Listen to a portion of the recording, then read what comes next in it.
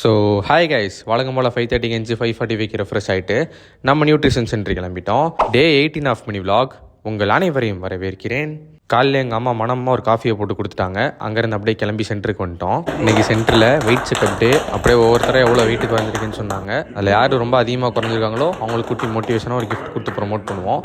So இந்த வாரம் weight loss winner இவங்க தான். ஒரு கிளாப்பை தட்டி விட்ருங்க கமெண்ட்டில். அதே அப்படியே முடிச்சுட்டு எல்லாத்துக்கும் ஷேக் ப்ரிப்பேர் பண்ணி கொடுத்துட்டு நானும் ஷேக் போட்டு குடிச்சிட்டேன். ஒரு செகண்ட் பேட்ச் ஸ்டார்ட் ஆச்சு. செகண்ட் பேட்ச்சுக்கும் கொஞ்சம் இந்த நியூட்ரிஷன் அண்ட் டயட் ரிலேட்டட் டவுட்ஸ்லாம் கிளியர் பண்ணிவிட்டு அவங்களுக்கும் ஷேக் போட்டு கொடுத்துட்டேன்.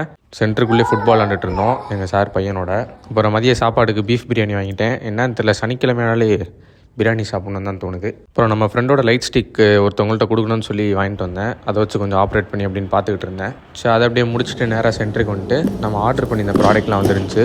ஸோ அது எல்லாத்தையும் அப்படியே ஓப்பன் பண்ணி கரெக்டாக இருக்கான்னு செக் பண்ணிகிட்டு இருந்தேன். அப்புறம் ஈவினிங் ஆப்பிள் மார்க்கெட்டை போய் கொஞ்சம் நேரம் ஒர்க் பண்ணோம். ஒரு 2 டேஸாக ஒர்க் பண்ணல.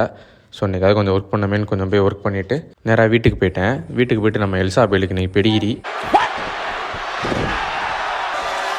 அந்த பெடிகிரி இல்லை, சாப்பிட்ற பெடிகிரி, தட்டில் வைக்கிறத தட்டில் வந்த மாதிரி தூக்கி போட்டால் சூப்பராக சாப்பிடுவா. ஸோ அவளுக்கு அப்படியே அதை போட்டு முடிச்சுட்டு நானும் போய் அப்படியே குளிச்சு ரெஃப்ரெஷ் ஆகிட்டேன். இட்லியோட இன்றைக்கி நாளை முடிச்சுக்கிட்டேன். நாளை சந்திப்பேன்.